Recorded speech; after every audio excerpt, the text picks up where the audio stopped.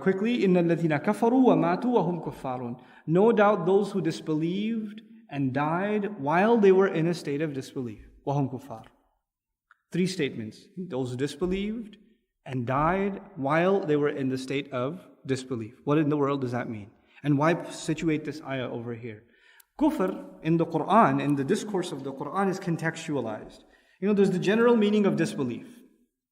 But in these particular ayat, when you deny the responsibility Allah has set for you, you have denied that particular act of kufr. In other words, the previous ayah said, you better repent, correct yourself, and clarify. If you don't clarify, are you in denial of this responsibility? You don't want the mercy, you've denied Allah's mercy. Denial in Arabic is kufr. So this is kufr of what the ayah is talking about. Not just kufr in general, that's always the case. But in particular, kufr of this responsibility that Allah has placed, a denial of these responsibilities. And they died in that state of denial. أُولَٰئِكَ عَلَيْهِمْ لَعْنَةُ اللَّهِ. Those are the ones, upon them especially is Allah's curse.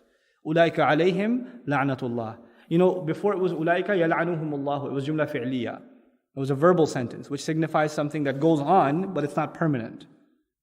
But here he says, عَلَيْهِمْ لَعْنَةُ اللَّهِ. Upon them is the curse of Allah. Like a boulder's fallen upon them, it's going to stay there.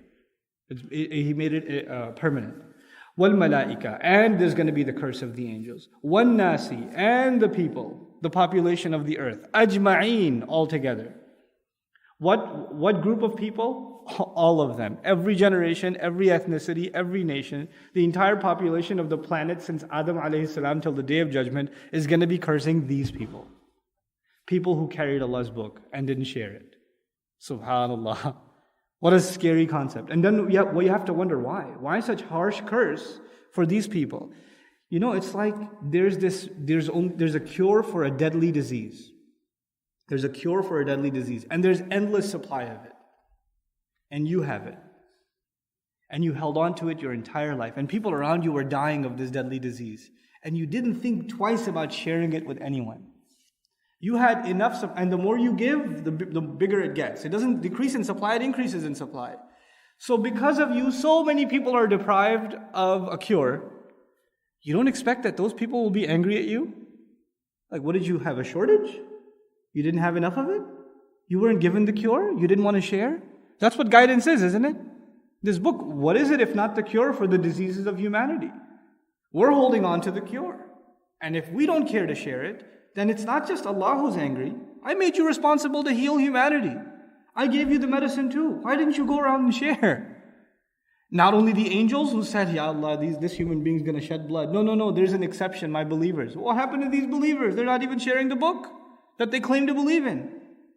And then humanity on top of that. It's only logical that they should feel this way. That the believer or the supposed believer who doesn't carry this message should feel the brunt of this. And by the way, I don't want to leave you with a sense of impossible responsibility today. So what I do want to share with you is clarifying the book is in our own capacity. In other words, maybe you have the job to do that within your family. Maybe you have your job to do that within your friends. It doesn't mean you have to get up on the mic for the entire world. There's alam in Arabic and there's dunya. 2 words for the world, right? Alam and dunya. Alam is the entire globe. The mountains, the trees, the oceans, the terrain, everything is alam. Dunya is different for you and different for me. My dunya is my wife, my kids, my friends, my co-workers, my students, my teachers. My stuff is my dunya. And your dunya is completely different from my dunya.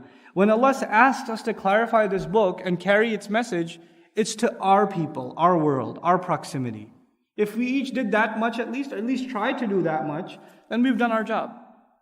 A mother who never left her house, who just concerned herself with taking care of her kids, and basically only went out to provide for her family or whatever, and then she came back and she's just raising her kids right and trying to give them the teachings of. She's not hiding the book. She's doing her little part, and that part will be huge on the Day of Judgment. So we shouldn't think of this only in the weight of the world is on my shoulders. You shouldn't think like that. It's actually within our own capacities that Allah has asked us to carry this message.